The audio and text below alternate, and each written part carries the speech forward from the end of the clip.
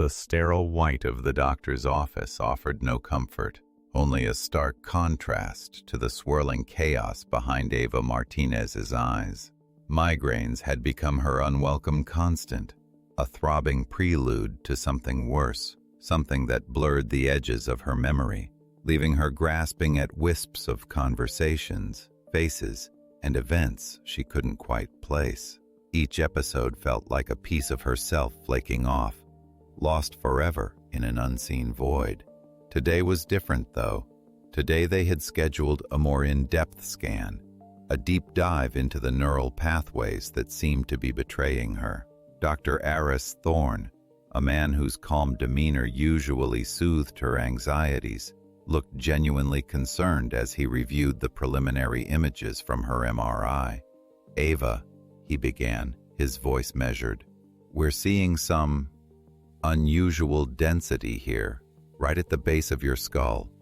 It's not organic." His words hung in the air, heavy and ominous. Ava felt another wave of nausea, not from the phantom pain this time, but from a primal fear unfurling within her. She tried to focus, to latch onto the concrete details of the room, the faint scent of disinfectant, the hum of the equipment, anything to anchor her to reality. The metallic tang of fear was subtle but present, the kind that clings to unspoken truths. "What do you mean, not organic?" Her voice was a strained whisper, barely audible above the whirring of the scanner now replaying the problematic section of her scan. Dr. Thorne gestured to the screen, a magnified view showing a tiny, anomalous shape nestled with unsettling precision within the delicate architecture of her brain. It was impossibly small, perfectly formed, and utterly alien. He zoomed in further, isolating the object from the surrounding tissue. The image was stark, black and white, yet it screamed a narrative of violation. "It appears to be a foreign object, Ava, surgically placed." He paused, letting the weight of his words sink in. "It's a chip of some kind, very small, almost undetectable on standard scans. A surgically placed chip in her skull." The thought alone sent a tremor through her. She remembered the crash vividly, the screech of tires, the blinding headlights, the sickening crunch of metal and bone. She'd been lucky to survive. Or had she? Was this luck, or something far more sinister? She recalled fragments of the aftermath, paramedics working over her, the disorientation, the pain that had been so overwhelming it had eclipsed everything else. Had something been done to her then? Her mind frantically searched for any gap in her recall, any moment of vulnerability where something could have been inserted without her knowledge. The accident had been violent, incapacitating. The hospital stay that followed had been a blur of pain medication and confusion. Had the doctors been compromised? Or was this something that happened before the crash? A terrifying implication that she had been living with this invasive technology unknowingly for some time. The cold dread seeped deeper, chilling her to the bone. Dr. Thorne continued, his gaze fixed on the screen, though his voice was now directed at her. "We'll need to run more tests, of course, but the initial indication is that this is a technological implant. It's embedded deep, and removing it will be incredibly risky." He avoided her eyes, a sure sign of the gravity of the situation. Risky was an understatement. It sounded like a death sentence, or at least the permanent loss of whatever faculties were already slipping away. Ava closed her eyes, trying to compartmentalize the rising panic. She was a journalist, a seeker of truth. Her instincts, honed by years of digging for facts, screamed that this was no accident. Someone had put this there, and the question that echoed in the new, terrifying silence of her mind was why? Why her? What was this chip doing inside her head, affecting her memories, her very being? She pushed herself up from the examination table, her legs feeling unsteady.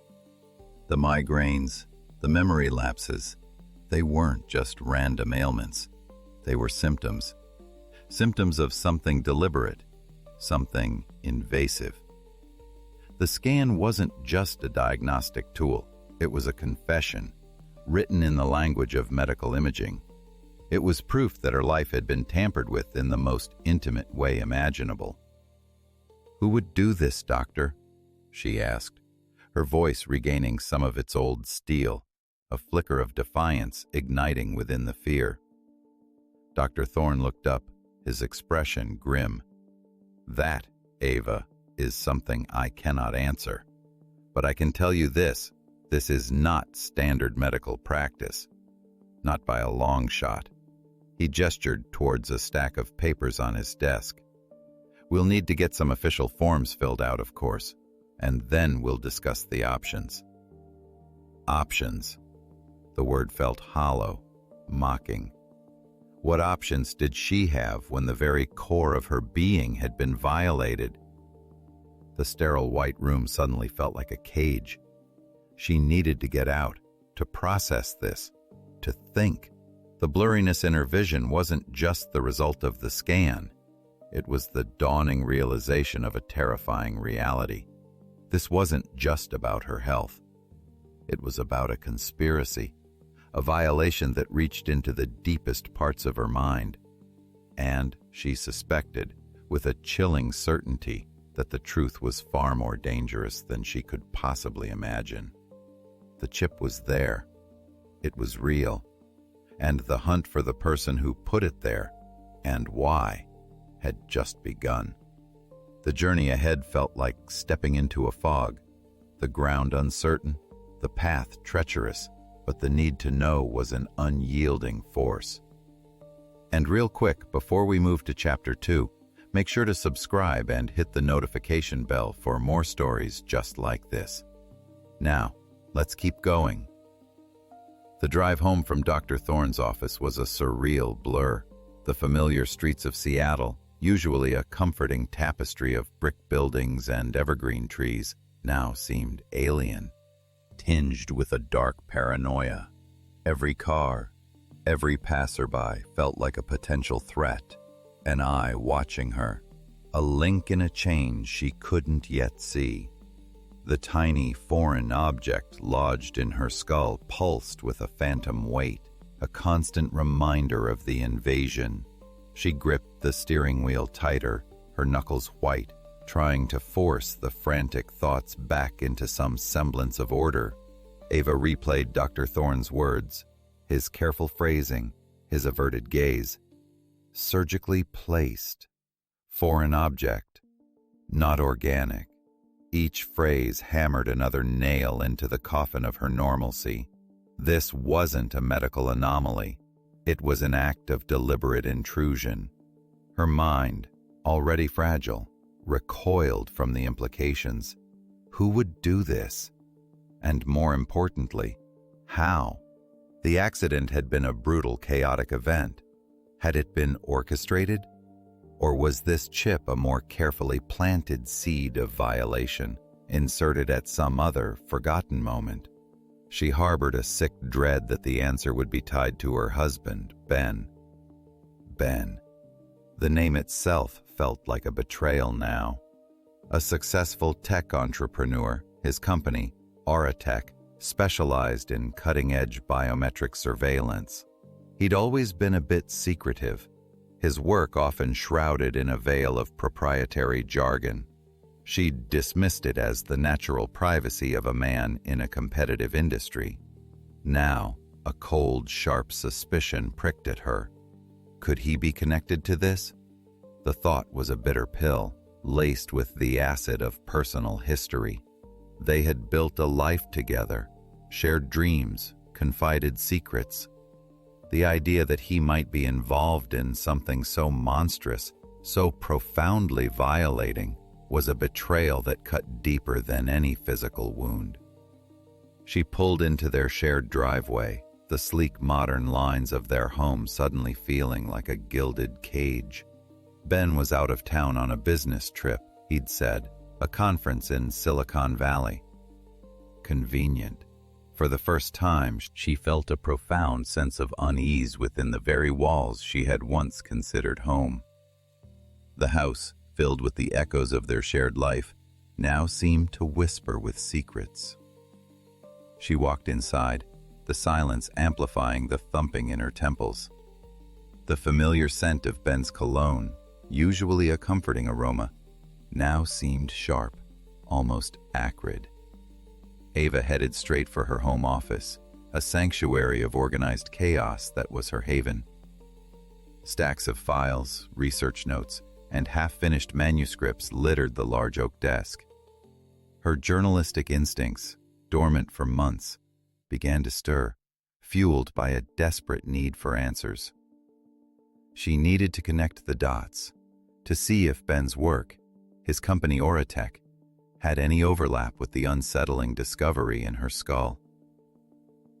She opened her laptop, her fingers hovering over the keyboard, a knot of dread tightening in her stomach.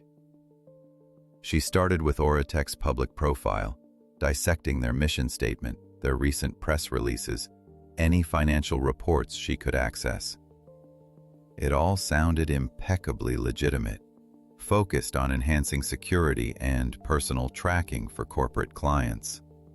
But beneath the veneer of corporate responsibility, she sensed the familiar undertones of the surveillance industry, the constant collection of data, the erosion of privacy, the commodification of personal information. It was an industry she had often written critically about, a creeping technological tendril constricting individual freedoms. Then she remembered something. A few months prior, Ben had been excited about a new patent Oratech was working on, something groundbreaking in neural interface technology. He'd been vague, calling it a game changer for personalized user experiences. At the time, she'd been too consumed by her own burgeoning health problems to pay much attention. Now, the words sent a jolt of ice through her veins. Neural interface technology. What if personalized user experiences meant something far more sinister? What if it meant interfacing with people's brains without their consent? Her fingers flew across the keyboard, searching for information on Oratech's patent applications. She found a recently granted patent, Bio-Integrated Personal Data Acquisition System. The description was dense, filled with technical jargon, but certain phrases leaped out at her. Subdermal implantation, real-time physiological monitoring, and cognitive data extraction. Her blood ran cold. This sounded exactly like the kind of invasive technology that could explain the chip in her head. She dug deeper, her journalistic hunger overriding her personal terror. She searched for any former employees of Oratech, any disgruntled voices on niche tech forums. And then she found it, a hushed discussion on an encrypted forum, hinting at an experimental Oratech project codenamed Project Nightingale. The project was described as a clandestine initiative to develop a non-invasive, or rather, minimally invasive method of data collection from subjects. The details were sparse, shrouded in paranoia, but the implication was clear. They were implanting people, and there, buried in a cryptic post from months ago, was a single, chilling mention of a specific type of chip used in early trials of Project Nightingale, a design that matched the grainy image on her MRI scan with unsettling precision. Dr. Thorne had said it was remarkably small, almost undetectable. The description of the chip in the forum post mentioned a similar characteristic. This wasn't just a coincidence. This was his signature, Ben's signature. Tears welled in Ava's eyes, not of sadness, but of a cold, white-hot rage. The man she loved, the man she had trusted implicitly, might be responsible for what had been done to her. The scan wasn't just a medical report. It was an indictment. It was evidence of his complicity, his betrayal, the migraines, the memory loss. They weren't just physical ailments. They were the direct consequence of his actions. She looked again at the MRI image on her laptop screen. The tiny, alien shape, a stark, undeniable testament to the depth of her husband's deception. The truth was a brutal, unforgiving predator, and it had just cornered her. The world she knew had shattered, and in its place, a dark and dangerous path stretched out before her. She had to find out more, to confirm what her gut was screaming at her, even though she knew, with terrifying certainty, that the answers would break her. The sterile chill of Dr. Thorne's office had been replaced by the suffocating warmth of her own home, but the sense of clinical detachment, of being under a microscope, persisted. Ava's office, usually a place of refuge, now felt like the scene of a crime. The evidence of her own violation laid out on her desk in the form of scan results and hushed online whispers about Project Nightingale. Her husband, Ben. The word was a bitter taste in her mouth, a poison that was slowly seeping into every memory, every shared moment. Auratech, the company he built, the empire he was constructing, might be built on the wreckage of stolen minds and violated bodies. She scrolled through Ben's recent emails, her heart pounding a frantic, irregular rhythm against her ribs. His communication was always guarded, but now every carefully chosen word felt loaded with unspoken intent. She found innocuous travel itineraries, meeting schedules, and vague project updates. Nothing concrete, nothing that directly linked him to the chip. It was like searching for a ghost in a digital fog bank. But then, buried in a forwarded chain about office renovations, she noticed a peculiar detail. Ben had been discussing the restructuring of his personal home office, a space she rarely entered, as he preferred to work late into the night in what he called his focus zone. He'd mentioned installing a new soundproofed vault door. A vault door? In their home? It seemed excessive. Ben was security conscious, but this sounded like something out of a spy thriller. She remembered him mentioning contractors working on the house while she was recovering from the accident. Subtle changes she hadn't paid much attention to then. Now the memory flared with sudden significance. He'd explained it away as upgrading their home security system, but a vault door? What was he trying to hide? Or, more terrifyingly, what was he trying to contain? Curiosity, a dangerous beast she usually kept leashed, gnawed at her. She found herself standing outside the door to Ben's personal office, a solid, unadorned slab of dark wood that had always felt slightly imposing. She'd never felt the need to intrude, respecting his boundaries, his need for privacy. Now, those same boundaries felt like a wall, concealing a dangerous truth. Taking a deep breath, she reached for the doorknob. It was locked. Of course it was locked. Ben wasn't one for leaving things accessible. Her journalistic instincts kicked into high gear. She remembered seeing a small, unobtrusive key ring tucked away in a ceramic pot on the hall table, a spare set of keys Ben had given her for emergencies. She retrieved it, her hands trembling slightly. There were a few keys on the ring, none labeled. With a sense of foreboding, she returned to the office door and tried each one. The third key slid into the lock with a soft click. It turned. The tumblers yielded, and the heavy door swung inward, revealing not the organized workspace she half expected, but a stark, metallic gray expanse. The room was small, far smaller than she'd realized from the exterior. It was sparsely furnished with just a desk, a high-backed chair, and a single, large monitor displaying a complex, shifting network of lights and lines. It looked less like an office and more like something from a clandestine operations center. The air was cool, almost unnaturally so, and carried a faint, sterile scent, reminiscent of the clinic but sharper, more industrial. Along one wall, a series of server racks hummed softly, their indicator lights blinking in a synchronized rhythm. This was no ordinary home office. This was where Ben conducted his real work, the hidden work. She walked further into the room, her footsteps echoing on the polished concrete floor. Her eyes scanned the surfaces, searching for anything out of the ordinary. Behind the desk, integrated seamlessly into the wall, was a recessed keypad, and a biometric scanner. This was the vault door he'd mentioned, a formidable barrier disguised as a wall panel. The sheer expense and complexity of it spoke volumes about the secrets it protected. She approached the desk, her gaze falling upon a secure-looking laptop, different from the one she used daily. It was dark, unplugged, its screen blank, but its presence radiated a sense of high security. Her attention was drawn to a small locked drawer in the desk. Ben never kept anything personal in his work desk.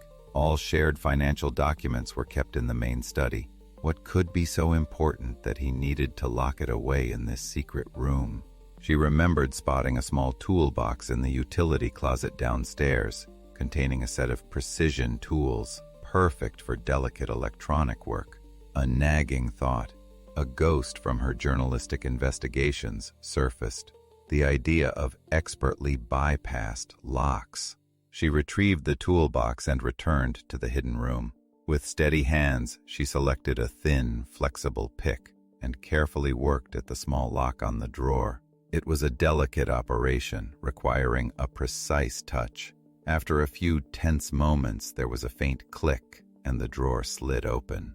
Inside, nestled on a bed of dark velvet lining, were not documents or financial statements, but a collection of small, sophisticated electronic devices, alongside a singular, pristine USB drive encased in a protective metallic shell. Her heart hammered against her ribs. This was it. This was where the truth lay. But as her fingers reached for the USB drive, she noticed something else, something tucked beneath the devices. It was a single, folded piece of paper, a standard sheet from what looked like a low-grade printer.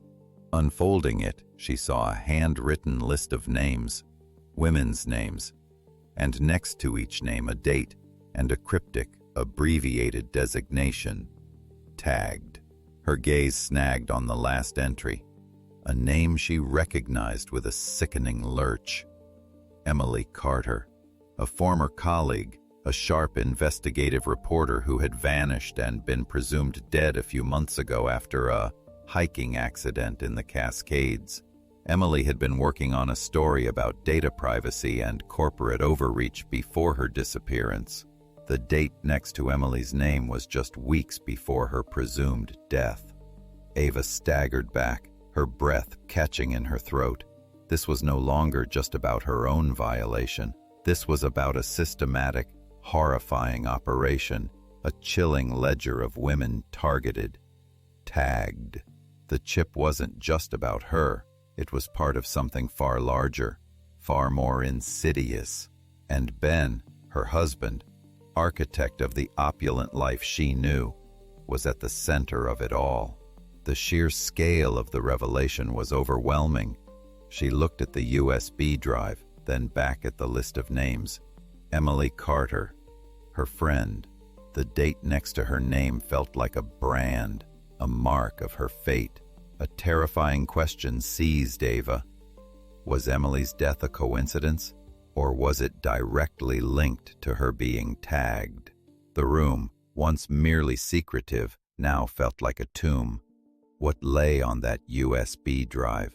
What secrets had Emily been trying to uncover? Secrets that had cost her her life. And had Ben's involvement in Project Nightingale, in tagging these women, led directly to Emily's brutal end? The cold metal of the USB drive felt impossibly heavy in her hand. The vault door had opened, but it had revealed a darkness far deeper than she could have ever imagined. The sterile white walls of the MRI suite loomed, a stark reminder of the insidious discovery that had set Ava's world ablaze. Dr. Thorne's sterile tiled office, the unnerving silence of Ben's secret room, and the chilling list of names. All of it coalesced into a terrifying narrative of invasion and conspiracy. She was back here not for answers, but for a desperate, experimental gambit. The chip, lodged deep within her skull, was a ghost in her machine, a silent tormentor. But what if that very tormentor could be used against its creators? What if she could weaponize her own violation? She'd spent the last 24 hours in a frenzy, piecing together fragments of information from Ben's hidden office. The USB drive from the locked drawer contained encrypted data logs, timestamps, locations, biometric readings, and chillingly, extensive lists of women's names, each paired with a unique identifier. Project Nightingale. The name was no longer abstract. It was a chilling descriptor of a systematic operation. Among the data, she'd found schematics of the chip, identical to what was inside her, and a description of its proposed function, passive data collection, and, more ominously, a latent capability for remote activation. The word activation sent a shiver down her spine. Remote activation. What did that mean? Could it be used to cause harm? To induce symptoms like her migraines? To disrupt cognitive functions? The more she thought about it, the more the pieces clicked into place. The accident, her memory lapses, the overwhelming physical discomfort. Were these side effects of the chip's passive function? Or had it been deliberately triggered? The thought sent a fresh wave of dread through her. And Emily Carter's name, at the bottom of that list, felt like a prophecy. Ava had contacted Dr. Thorne not about surgical removal, but about an unprecedented, dangerous idea. She described the chip's potential for remote activation, the possibility of using the MRI's powerful magnetic fields to interfere with its internal workings, perhaps even overload it.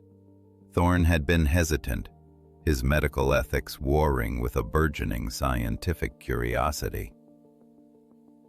"It's highly experimental, Ava," he'd warned, his brow furrowed.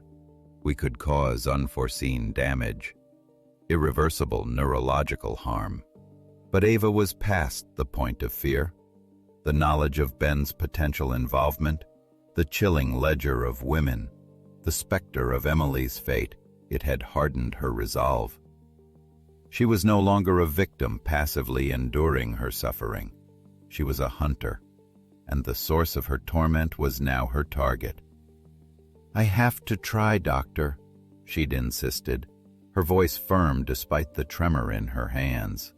"If this chip can be activated, if it can be manipulated, then I need to know how. I need to see if I can disrupt it." Now she lay on the MRI table, the cool air of the machine pressing against her skin.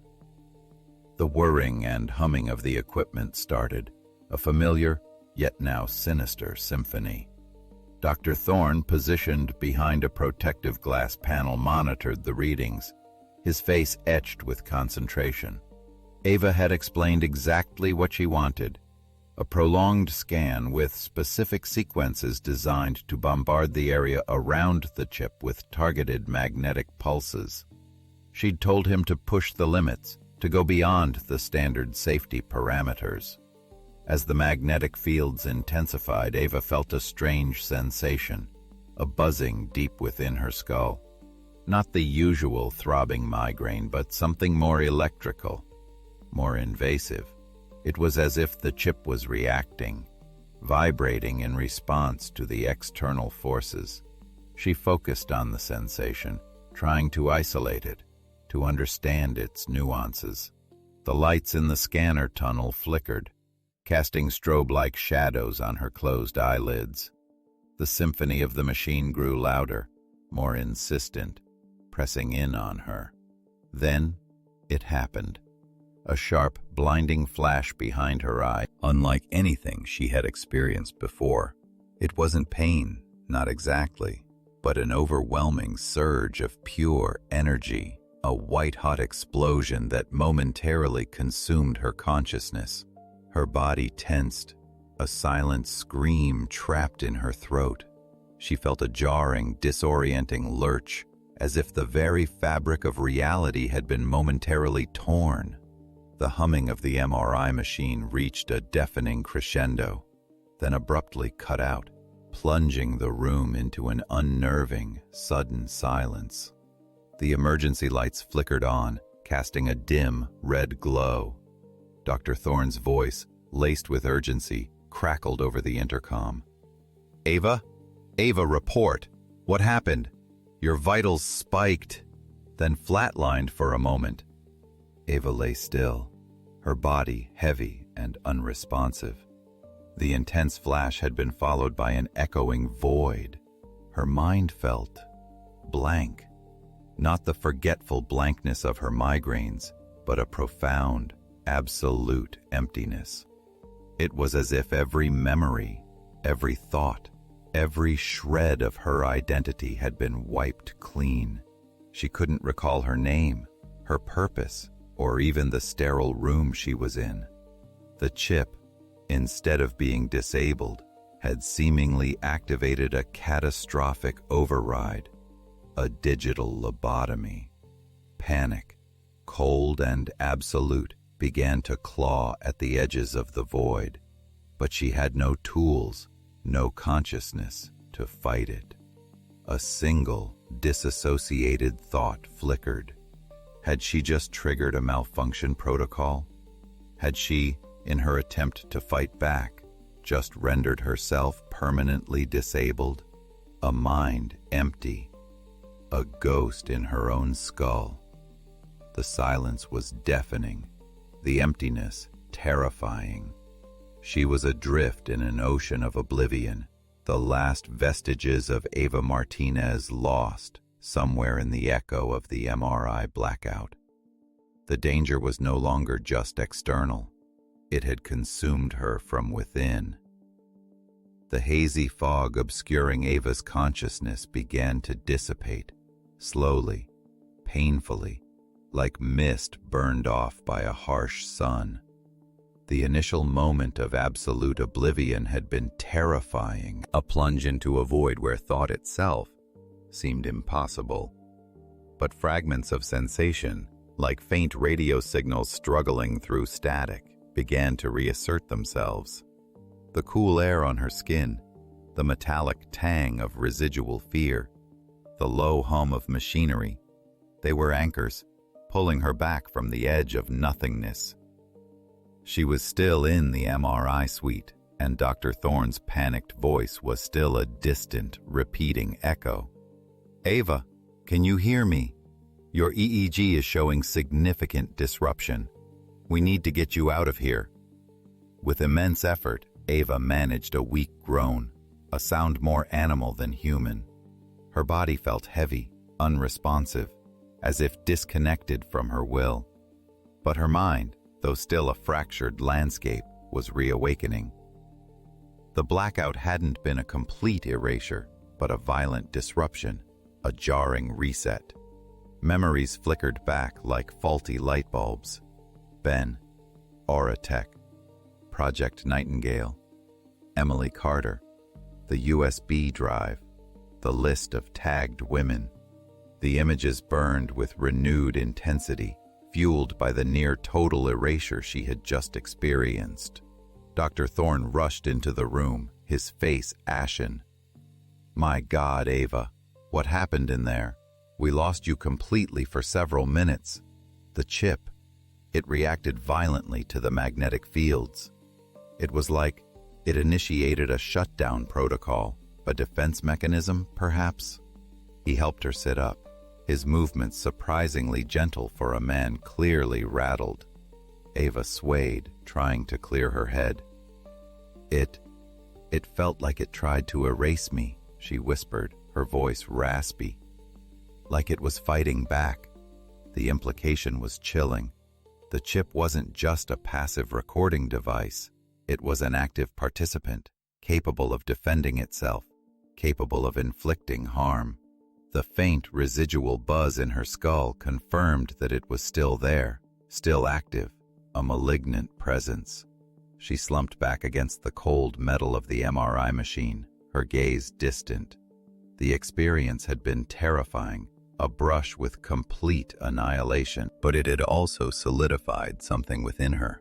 The attack on her consciousness had only fueled her resolve. If Ben and his associates were capable of such advanced, devastating technology, they were also capable of great cruelty, and if they could potentially erase her, She needed to dismantle their operation before they could silence anyone else. Back in her office, the list of names felt heavier than ever. Emily Carter's name in particular was a burning ember. Ava's journalistic nose twitched. Emily had been working on something significant before she disappeared. Had the chip and the project it represented been the subject of Emily's final investigation? Ava needed to find out what Emily knew. She remembered Emily mentioning a secure cloud server she used for sensitive research, a place she'd nicknamed the Archive. Her search began again, this time focused on Emily's digital footprint. She navigated through Emily's public social media, her professional contacts, looking for any clues, any veiled references to her final project. It was painstaking work, sifting through the mundane to find the extraordinary. Then, she stumbled upon an old email exchange between Emily and a lawyer, a Ms. Evelyn Reed in Portland, Oregon. The subject line read, "Regarding patent application, confidential." Ava's blood ran cold. A patent application? She clicked on the email, her heart pounding. The bodies of the messages were mostly boilerplate legalese, but one sentence stood out, nestled in a paragraph discussing intellectual property rights. "Ms. Carter, we have received confirmation from Auratech regarding the final submission of your invention, the Neural Data Mirror." Neural Data Mirror. The name echoed with a chilling familiarity. It sounded exactly like the description of Auratech's patent, Biointegrated Personal Data Acquisition System. But Emily's name? She had never signed anything of the sort. Ben had presented Auratech's patents solely as his own innovation. If Emily had invented something central to Auratech's technology, something involving neural data acquisition, and if Ben had somehow co-opted it, possibly even stolen it, then that was a massive piece of the puzzle. Ava needed to contact this lawyer, Evelyn Reed. The risk was immense. Reaching out to anyone connected to Ben's world felt like walking into a trap.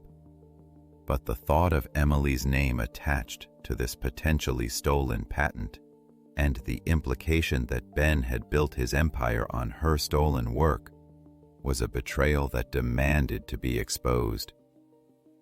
She found Ms. Reed's contact information, her brow furrowed in a mixture of anticipation and dread. The power of this information was staggering.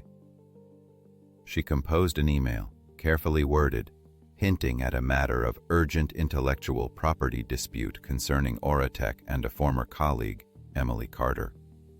She didn't reveal the full extent of her discovery, not yet. She needed to gauge the lawyer's reaction, to see if Ms. Reed was aware of the circumstances surrounding Emily's disappearance and the true nature of Auratech's work. The email was sent, a single digital message cast into the vast ocean of the internet, a potential lifeline, or a siren's call leading to further danger. Laying back in her chair, the faint throbbing in her skull a dull echo of the recent trauma, Ava knew one thing with chilling certainty. This was no longer just about her. It was about justice for Emily, and for all the other women whose lives had been irrevocably altered by Project Nightingale and its architect. The patent was the key, the signature of a deeper betrayal, and Ava was determined to unearth the entire truth, no matter the cost. What would the lawyer reveal? Would she be an ally, or another obstacle in this escalating nightmare? The Evelyn Reed, the lawyer in Portland, Oregon, hung in cyberspace like a coiled serpent. Days passed, each one a slow, agonizing crawl filled with heightened paranoia and the constant, dull ache behind Ava's eyes. She scanned her own inbox obsessively, her breath catching with phantom notifications. The world outside her window, the bustling streets of Seattle, the distant ferries gliding across Puget Sound, felt like a distant illusion. Her reality was confined to the stark, terrifying truths she was uncovering, each one a step closer to a confrontation she both dreaded and craved. Ben remained out of town, his excuses for extended business trips growing increasingly flimsy. Ava found herself conducting clandestine investigations within her own home, rifling through his personal effects with the quiet ruthlessness of a seasoned journalist. She found encrypted hard drives, burner phones, and burner email accounts that painted a picture of a man living a double life. The Oratech empire, built on surveillance and data, was now revealing its own hidden, illicit infrastructure. He was using the very tools he sold to the world to conceal his own deception. Then, the reply arrived from Evelyn Reed. It was brief, almost curt, but contained an address and a cryptic request. "Meet me at the designated location. We have much to discuss regarding Ms. Carter's estate and her final research." The location was a small, discreet cafe in downtown Seattle, a place Ava had never frequented, chosen for its anonymity. The air of secrecy, the veiled language, only solidified Ava's suspicion that Emily's work and her death were far from accidental. Dressed in unassuming clothes, her face shielded by large sunglasses and a baseball cap, Ava made her way to the cafe. The prearranged time was late afternoon, the golden hour casting long shadows that offered a comforting cloak of obscurity. Inside, Evelyn Reed was already seated at a corner table, a woman with sharp, intelligent eyes and an aura of quiet competence. She gestured for Ava to sit. "Ms. Martinez," Reed began, her voice low and steady. "Thank you for coming.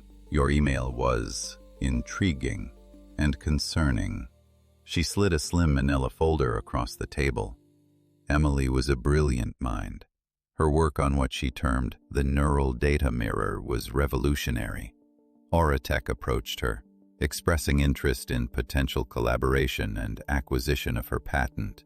They assured her it was for advanced medical applications. Ava's gaze fixed on the folder. Inside were copies of legal documents, patent filings, and correspondence between Emily and Oratech. It was damning. Oratech had not only taken Emily's invention but had seemingly twisted its intended purpose. The patent filings themselves were clearly for Emily's original concept, yet the applications submitted under Oratech's name, the ones that had apparently been granted, contained clauses and additions that Ava's journalistic eye immediately recognized as extensions of Oratech's core surveillance technology. The very technology she suspected was now embedded in her own skull. "They stole it, didn't they?" Ava's voice was a raw whisper. "They took her invention and weaponized it. They used it for their Project Nightingale." Evelyn Reed nodded grimly. "That's precisely what we suspect." Emily became increasingly uneasy.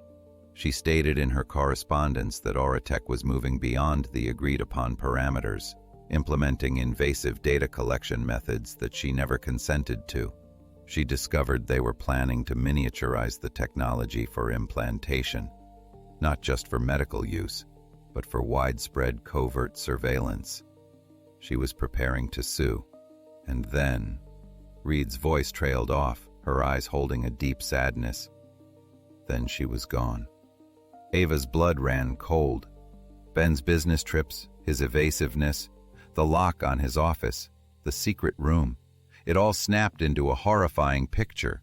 He had not only stolen Emily's work, but had likely arranged for her silencing when she threatened to expose him. He had used his cutting-edge technology to commit murder and intellectual property theft. The evidence laid out on the table was concrete, undeniable. "This chip in my head," Ava stated, her voice hardening with a chilling resolve. "It's from Project Nightingale. It was implanted without my knowledge. I believe Ben is behind it." Reed's eyes widened slightly, but she didn't flinch. "I feared as much." Emily had expressed concerns about Oratech's ethical boundaries. She mentioned whispers of unauthorized human trials. If they've developed an implantable version of her technology, And if they're using it on people without consent, then they've crossed a line none of us can ignore. Suddenly, a chilling realization dawned on Ava. Emily's death. The official report cited a hiking accident, a tragic fall into a lake in the Olympic National Forest near Port Angeles, Washington. But if Oratech was involved, if they had implanted her, tagged her, what if her death wasn't an accident at all? What if the lake was not where Emily met her end, but where her body was disposed of? The thought sent a wave of icy dread through her. The lake, Ava murmured, more to herself than to Reed. Port Angeles. That's where they found her. Reed's gaze sharpened. What about it? Emily was tagged, wasn't she? Ava asked, her voice trembling with a new kind of dread. Reed unfolded a printed document from the folder. It listed women whose data had been collected by Oratech. Emily Carter's name was there, alongside a date, and a designation Ava now recognized with sickening certainty. Implant deployed. They wouldn't just kill her, Ava mused, her mind racing. They would use her. If they could remotely activate her implant, if they could cause malfunctions, they could make it look like an accident. She recalled the MRI blackout, the potential for disruption. What if her death was a controlled malfunction? What if they drowned her because her implant malfunctioned? Or because she was trying to expose them, and they simply deactivated her in a way that looked like an accident? Reed recoiled slightly, the grim implication sinking in. The Olympic National Forest is vast, she said slowly. Finding evidence there would be nearly impossible, especially if Oratech orchestrated it to look like a natural mishap. A cold fury, sharp and absolute, began to replace Ava's fear. Ben, the man she loved, had not only stolen from a friend, but he had likely murdered her. He had used his technology to orchestrate her death, making it look like a tragic accident. The lake, a place of supposed peace, now represented a brutal end, a watery grave for a woman silenced too soon. The evidence of the patent theft was one thing, but the thought of Ben directly causing Emily's death, using the very technology he'd stolen, was a turning point. Ava Martinez, the investigative journalist, was gone. In her place, a force of retribution was awakening, fueled by betrayal, rage, and the silent, accusing eyes of the women on that list. The quest for justice had just become a blood feud. The meeting with Evelyn Reed had been a watershed moment. The neatly stacked documents in the manila folder, the grim confirmation from the lawyer, solidified Ava's suspicions into a terrifying certainty. Ben hadn't just betrayed her. He had orchestrated the theft of Emily Carter's groundbreaking research, twisted it into a tool of mass surveillance, and likely murdered Emily to cover his tracks. The image of Emily, tagged, her life potentially extinguished by Ben's own technology, burned in Ava's mind, a searing indictment of his depravity. The cool, analytical pursuit of truth had curdled into a molten rage.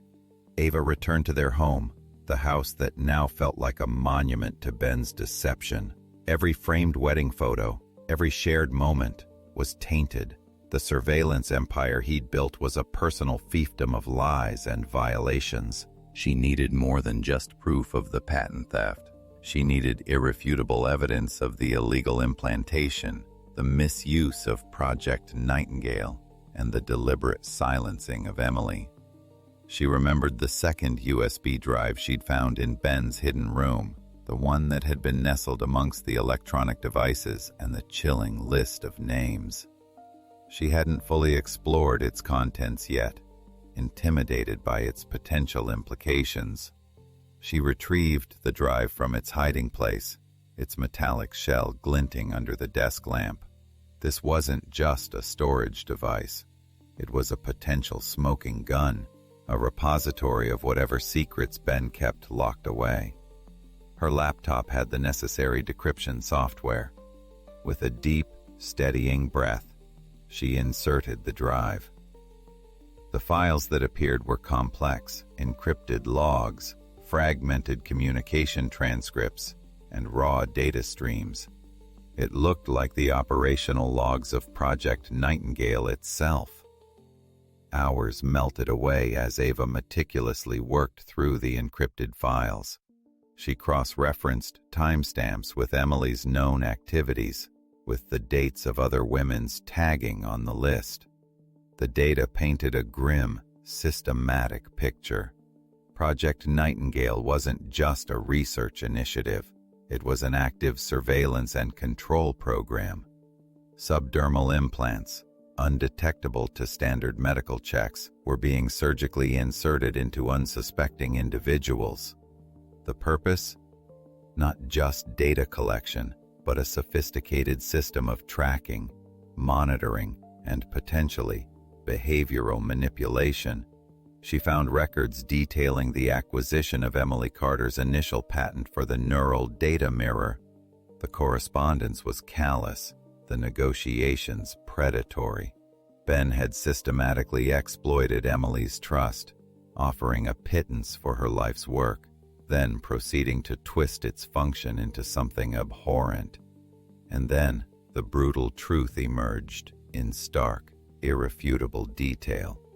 Reports of Emily's increasing unease, her threats to go public, and finally, a series of internal memos detailing a containment protocol for a problematic subject. The memos were heavily coded, but the implications were unmistakable. A remote deactivation sequence designed to mimic a fatal physiological event. The date of the protocol matched the date of Emily's supposed death. Ava's hands shook uncontrollably as she scrolled through the logs.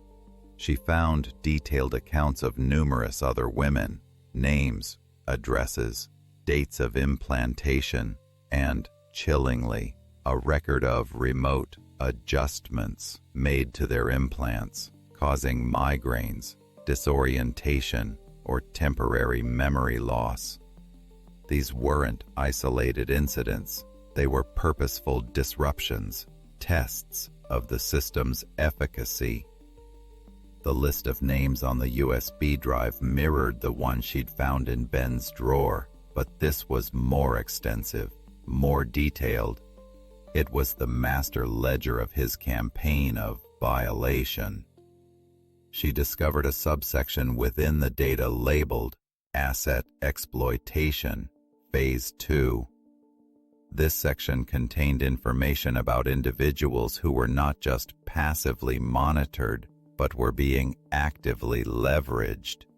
Their implanted chips were used to extract more sensitive data, to create deepfake recordings, or even to subtly influence their actions.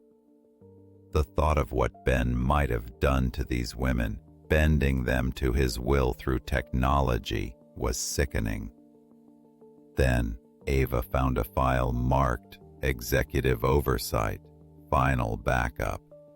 It was a standalone, encrypted archive, separate from the main operational logs. This, she suspected, was Ben's personal record, his ultimate failsafe, or perhaps his trophy. Decrypting it took longer, requiring more advanced algorithms and a significant amount of processing power. But as the files unfurled, the truth became more visceral, more damning.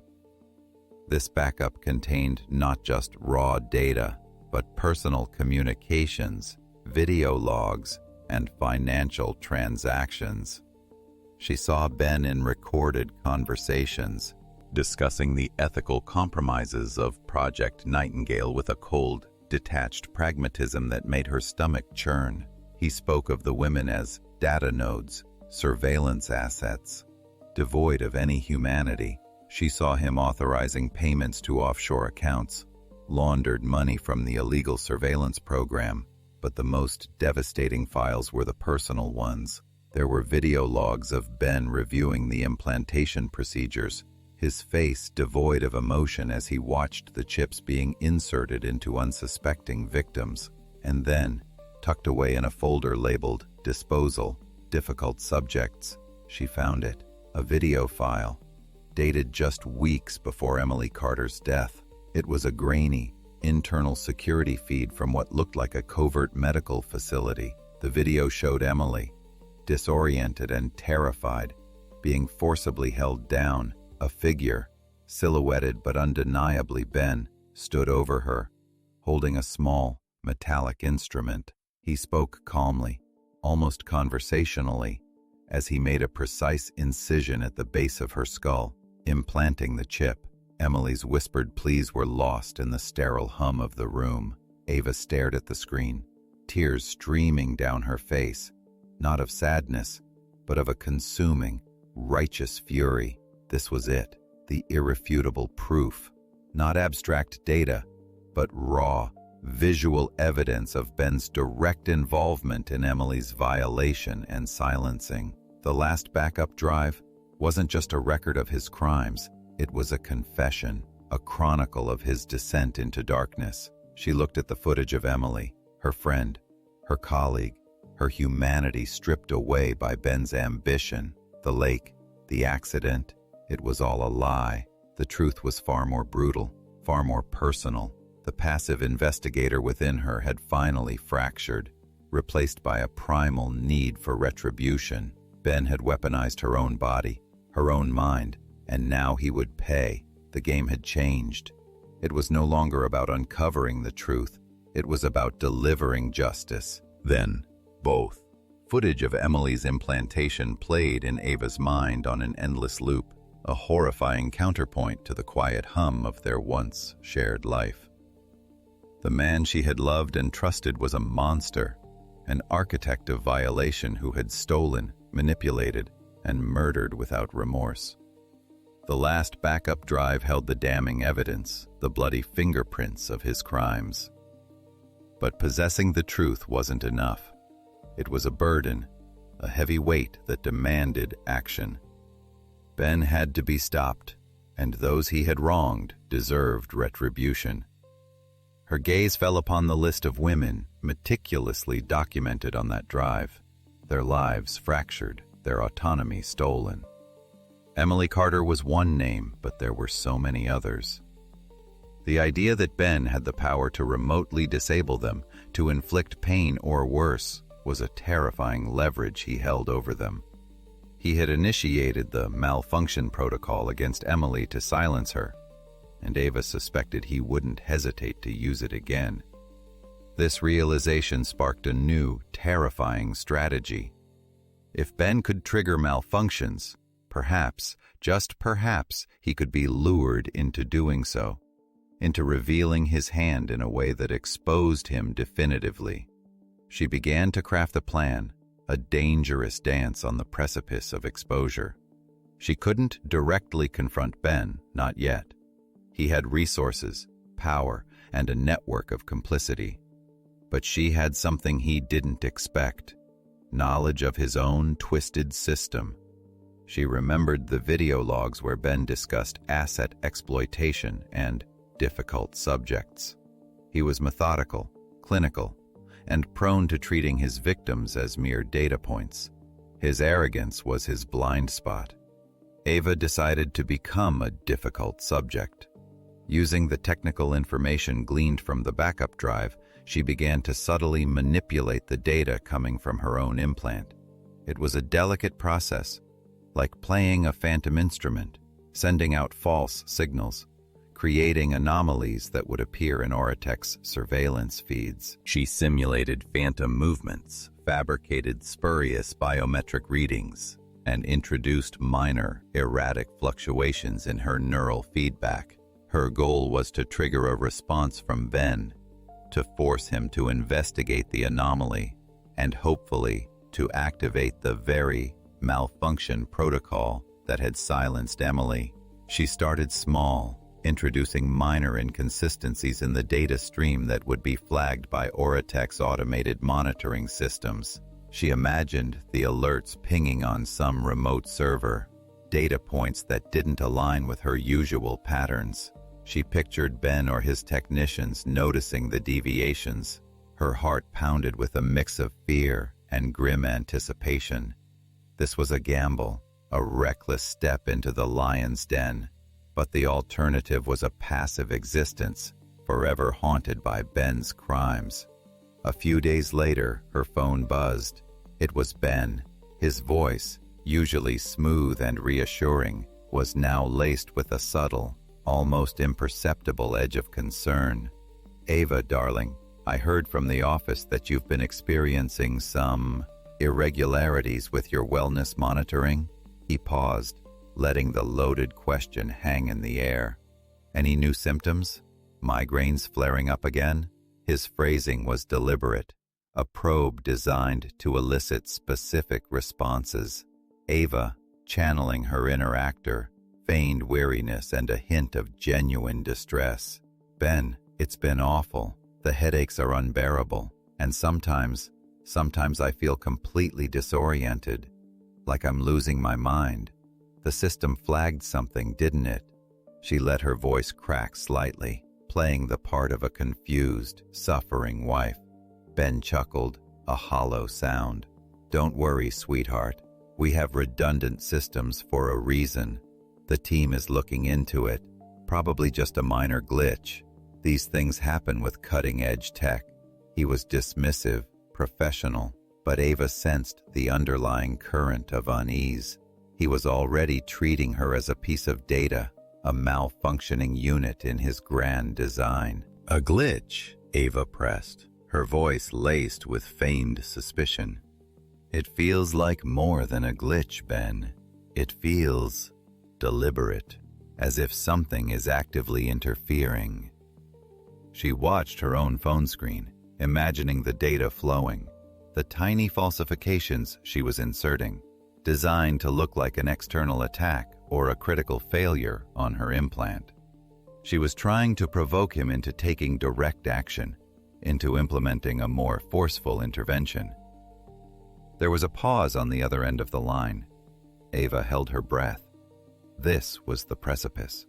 Ben's inherent need for control, his meticulous management of his assets, would likely compel him to investigate any perceived threat to his system, especially one originating from his own wife. "We'll run a remote diagnostic," he said finally, his tone firm. "A more thorough one, just to be safe." Ava inwardly celebrated. This was exactly what she wanted. A remote diagnostic, especially a thorough one, would necessitate a deeper dive into her implant's functionality, potentially triggering automated protocols designed to address anomalies. She had planted the seeds of doubt, and now she was waiting for him to water them, to invoke the very mechanism that had destroyed Emily. She knew the risks. If her fabricated glitches were too subtle, he might dismiss it. If they were too obvious, he might realize she was manipulating the system. But the stakes were too high. She needed him to act, to make a move that would irrevocably tie him to the malfunction protocol. As the call ended, Ava felt a grim satisfaction. Ben was on the hook. He believed she was a malfunctioning experiment, and his inherent need to control and correct would lead him to the very actions she hoped for. She had presented herself as the problem, daring him to fix her, to activate the protocol that would, she prayed, expose his monstrous deeds.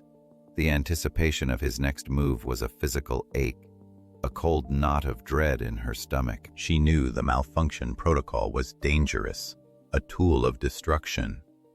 But for Emily, for all the others, and for herself, she was willing to become the trigger. The hunt was on, and she was leading the predator right to her own doorstep.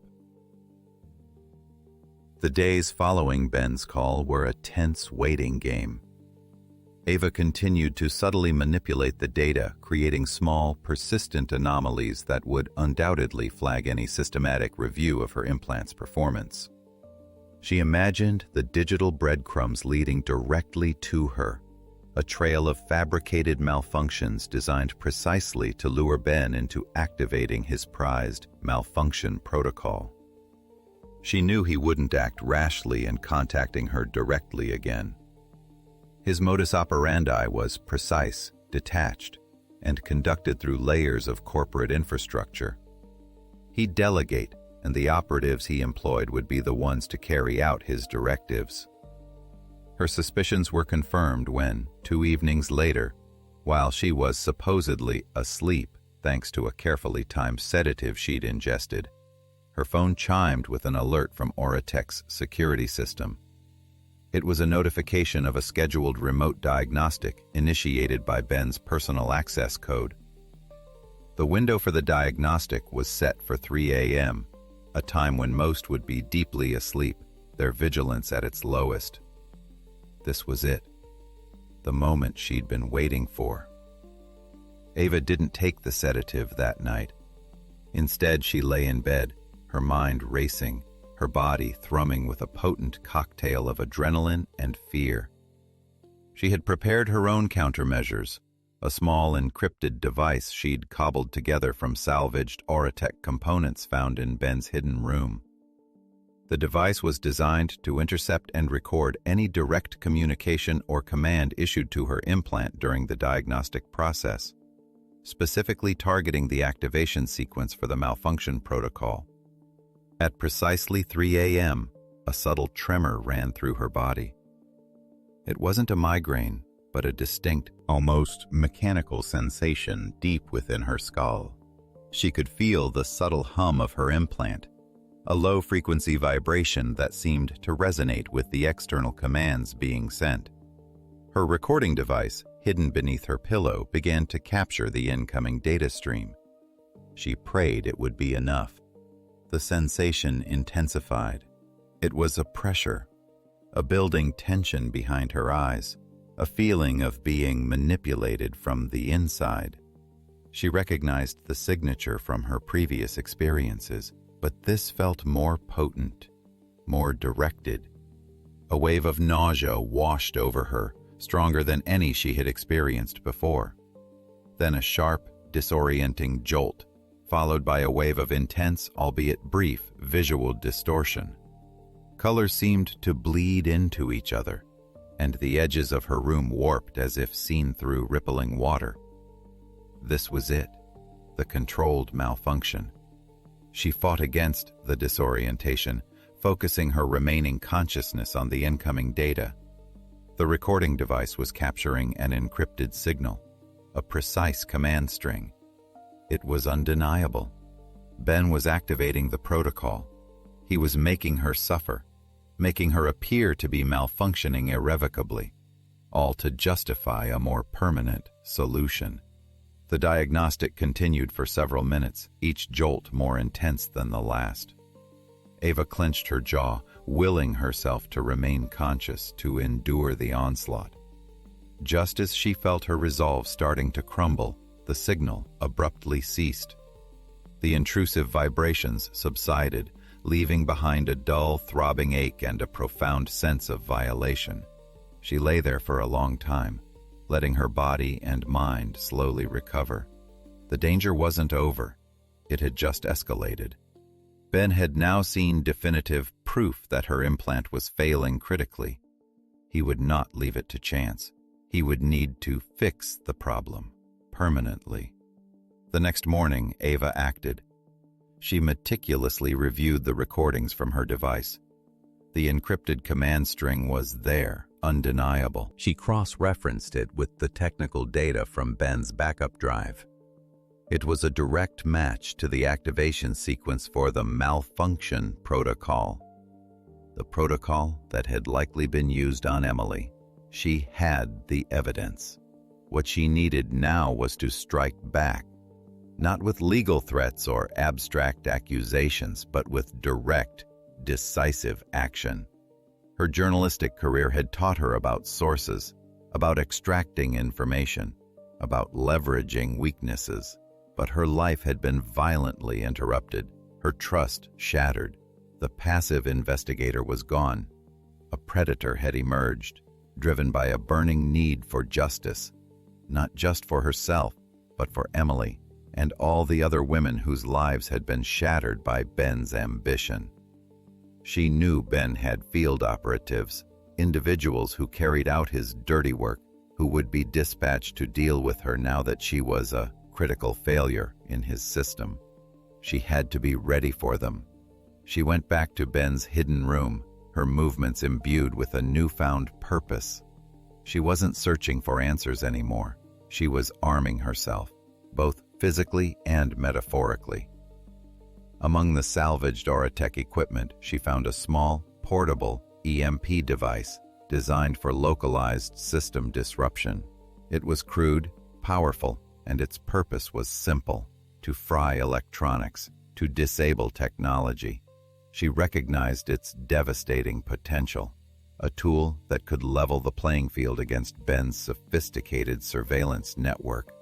Clasping the EMP device, Ava felt a grim resolve settle over her. Ben had initiated the first burn, the first deliberate escalation of her suffering. Now, it was her turn. She wouldn't let him extinguish her, or anyone else, without a fight. She would use his own weapons against him, turning his tools of control into instruments of his own downfall.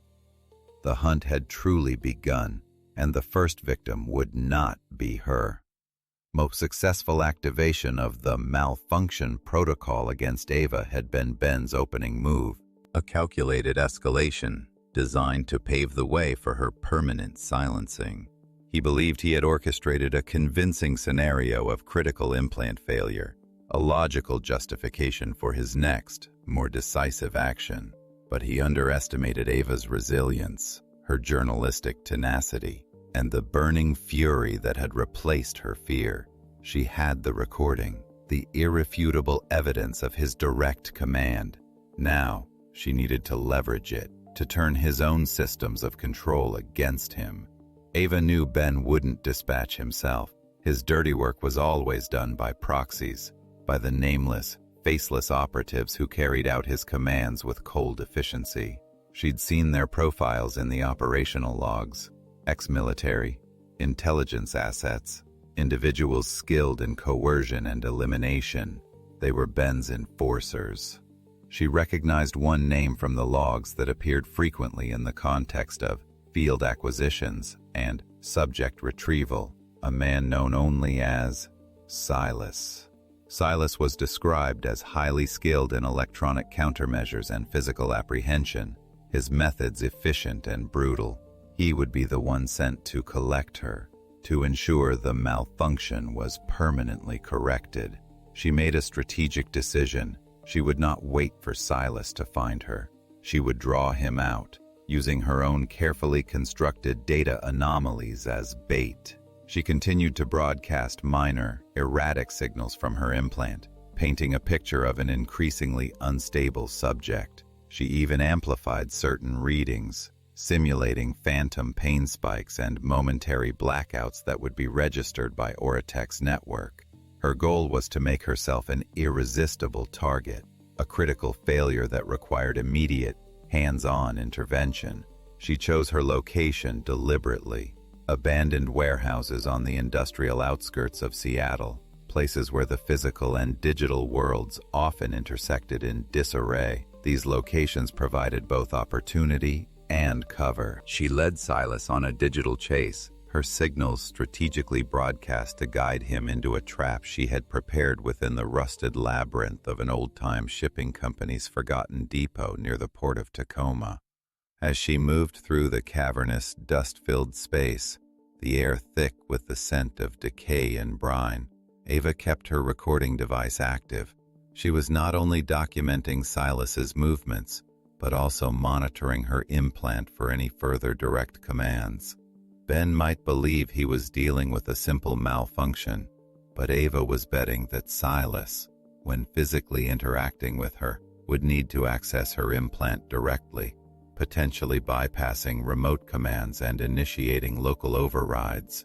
Such direct interaction would leave an undeniable digital watermark. She found herself in a vast, echoing loading bay, the skeletal remains of defunct cargo cranes looming overhead like metallic giants. Moonlight filtered through grimy skylights, casting long, distorted shadows. It was here, amidst the silence punctuated by the distant cries of gulls that she sensed his presence. A subtle shift in the air, a shadow that moved with unnatural speed and silence. Silas. He emerged from the deeper darkness, a silhouette against the faint moonlight. He was tall, lean, with an unnerving stillness about him. His eyes, even in the dim light, seemed to pierce through the gloom, scanning, assessing. He held a sophisticated handheld device, its screen glowing with diagnostic readouts, undoubtedly connected wirelessly to Ava's implant. Ms. Martinez. His voice was a low, rasping monotone, devoid of emotion. We've been tracking your system's erratic behavior. It's critical that we stabilize it. For your own safety. Ava stood her ground, her own recording device discreetly activated, its tiny lens capturing their encounter. My safety? She echoed, her voice steady despite the tremor in her hands. Or your company's security? Silas took a step closer, his eyes fixed on his device. The technology is sensitive. It requires proper calibration. Please, remain still. He raised the device, pointing it at her. Ava knew what he intended, a physical interface, a deep system check that would bypass the remote and potentially expose Ben's direct commands. She saw the readouts on his device flickering, then changing rapidly. He was attempting to isolate the source of the malfunction, tracing it back to her implant. But Ava had anticipated this. She had planted a sophisticated digital lure, a false anomaly designed to mimic a critical error, designed to make Silas believe the implant itself was failing catastrophically, forcing him to initiate a protocol that went beyond mere diagnostics. Facial recognition error, Silas muttered, his brow furrowing as he studied his device. System integrity at 30%, initiating emergency biosync override. He pressed a sequence of buttons. Ava felt a sharp jolt, more intense than before, coursing through her skull. It was a surge of energy, a digital torrent designed to force a recalibration. But this time, it wasn't just a malfunction. Ava's device, strategically placed in her ear canal, captured the direct command sequence Silas entered, a sequence that bypassed standard remote protocols and initiated a more invasive, local system wipe. It was Ben's direct instruction, filtered through Silas, designed to permanently correct the perceived failure.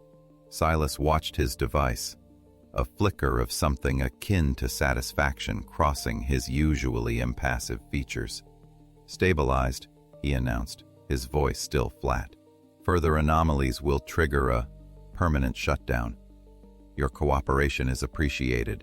He turned to leave, the digital ghost of Ben's command now irrevocably tied to Silas's direct intervention. But as Silas moved to depart, Ava activated her own trap.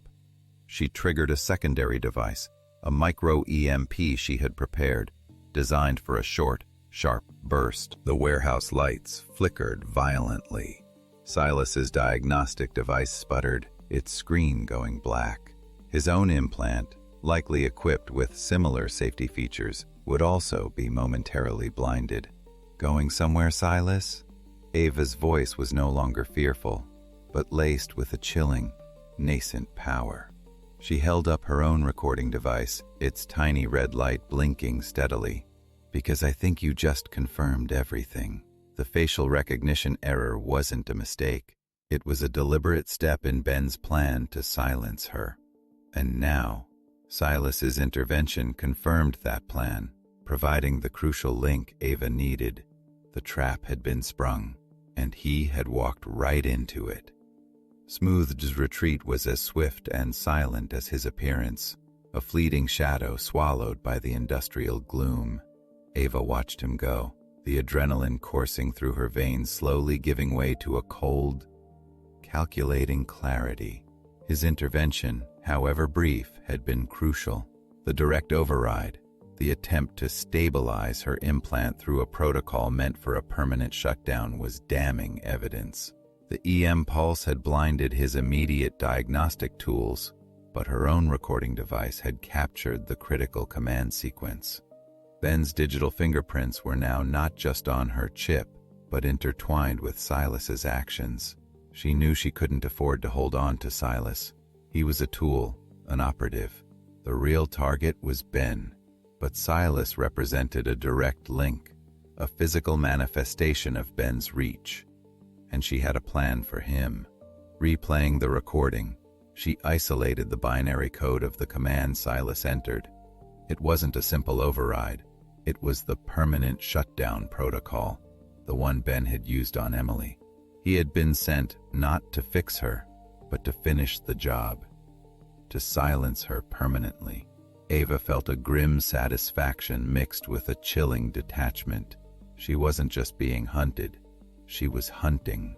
She reviewed the operational logs and Silas's profile once more. He was described as impeccably loyal, his operations meticulous, his methods leaving no trace. But even the most meticulous operatives had vulnerabilities, especially when their access points and communication channels were compromised. She spent the next day meticulously analyzing Silas's movements as he left the port. She correlated his likely route with public CCTV feeds, street cameras, and the subtle shifts in local network traffic from his known Aura-tech devices. It was like piecing together a composite sketch from 1,000 tiny fragments of data. She learned he favored a small, nondescript bar in Tacoma's South End, a place known for its anonymity and late-night clientele. It was a perfect place for clandestine meetings or data transfers.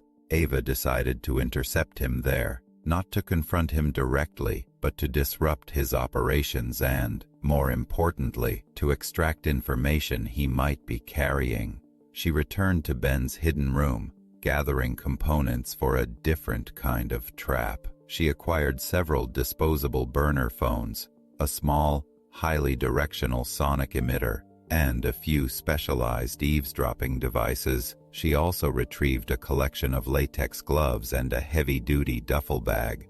Under the cloak of darkness, Ava established a surveillance position across the street from Silas's chosen watering hole. She watched as he entered, a lone figure at the bar, nursing a drink. He remained for an hour, his posture relaxed but his eyes constantly scanning. Then, he met with another man, a shorter, more nondescript individual who arrived and left quickly, likely a data courier or a handler. Ava captured their brief interaction, the furtive exchange of a small, palm-sized device. This was her window. As Silas exited the bar, a few hours later, alone again, Ava moved. She activated the sonic emitter, aiming it at the ground near Silas's path. It emitted a high-frequency pulse, undetectable to the human ear but capable of temporarily disabling nearby low-power electronic devices, precisely the kind Silas might be carrying for discrete communication or data storage. Silas stumbled as he walked, his hand instinctively reaching to his pocket, his expression momentarily confused. It was enough. Ava emerged from the shadows, moving with a speed she hadn't known she possessed. She was a whirlwind. In a swift, brutal motion, she struck him with an open palm, knocking him off balance. Before he could recover, before he could react to the unexpected physicality, she moved again. She secured him, her movements efficient and practiced, a grim echo of the skills she employed as an investigative journalist. Skills now honed for a far darker purpose.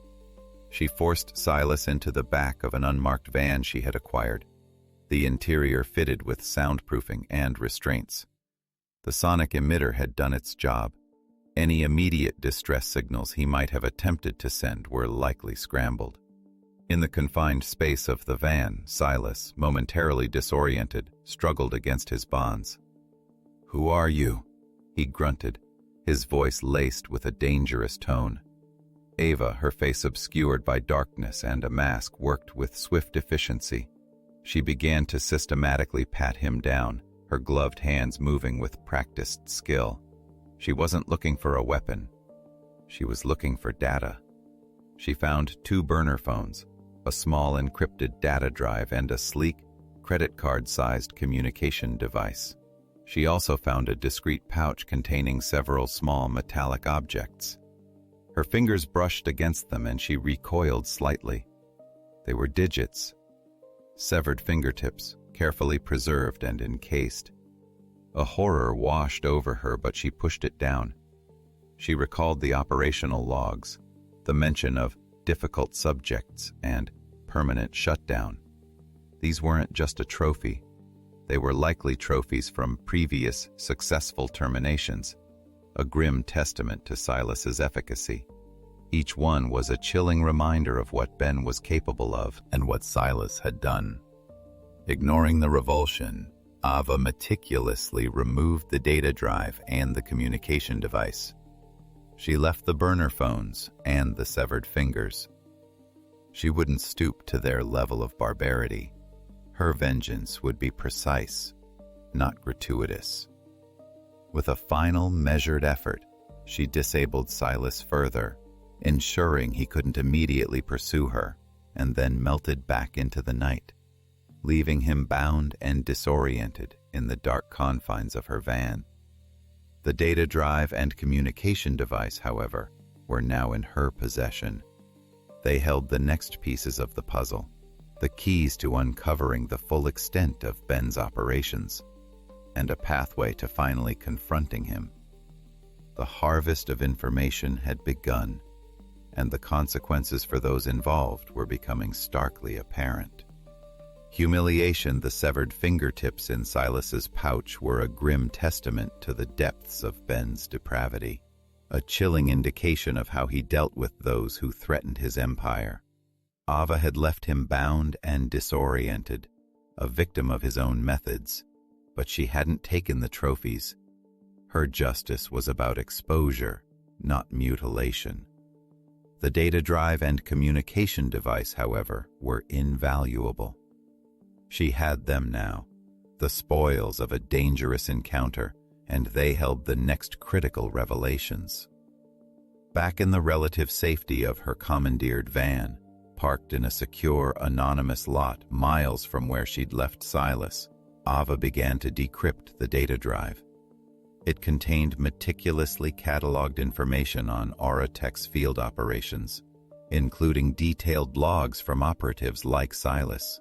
She found schematics of sophisticated tracking devices, protocols for asset termination, and encrypted financial records detailing payments made to individuals who performed specialized services. But the most compelling discovery within Silas's drive was a series of encrypted messages directed to Ben himself, referencing a specific individual coded as Phoenix. The messages detailed the constant monitoring of Phoenix, the implantation of a secondary tracking device, and information regarding Phoenix's personal life, including a clandestine affair with a high-profile individual. The communication was casual, almost dismissive, detailing every illicit rendezvous. Ava recognized the pattern. The secondary tracking device was identical to the one implanted in her and implied in the logs of other women. This wasn't about individuals who posed a direct threat to Auratech. It was about control, leverage, and a vast invasive network. The mention of a clandestine affair, however, piqued her journalistic curiosity. If Ben was tracking his mistress, it implied a level of control that went beyond surveillance. It suggested a motive for blackmail or manipulation. She cross-referenced the codename Phoenix with financial records on the drive, looking for any personal identifiers, any hint of her true identity. It took hours of painstaking work, navigating through layers of encryption and shell corporations. Then, she found it, a series of payments funneled through an offshore account to a personal assistant, a woman named Clara Vance, who was listed as handling personal affairs for Auratech's CEO, and Clara Vance's name was linked to a recent, exclusive luxury apartment complex in downtown Seattle, a place known for its high security and discreet residents. Her journalistic instinct screamed that this was more than just a mistress with loose lips. If Ben was tracking her, he had a reason. Perhaps he was being blackmailed, or perhaps he was using the affair for leverage. Ava felt a prickle of unease. She remembered Ben mentioning a strategic partnership with a major tech conglomerate, a deal that was crucial for Auratech's expansion. The CEO of that conglomerate was a man named Marcus Thorne, no relation to Dr. Thorne, but a prominent and influential figure. Could Phoenix be Thorne's mistress? If so, Ben was not just tracking her. He was likely gathering intel on a powerful rival. This made the implications far more significant than a simple act of infidelity. Ava decided to investigate. Clara Vance, the personal assistant, was the key. Gaining access to the luxury apartment complex wouldn't be easy, but Ava had learned to be resourceful.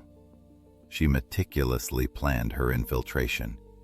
Using a combination of social engineering and technical skills gleaned from Ben's data, she created a plausible cover story.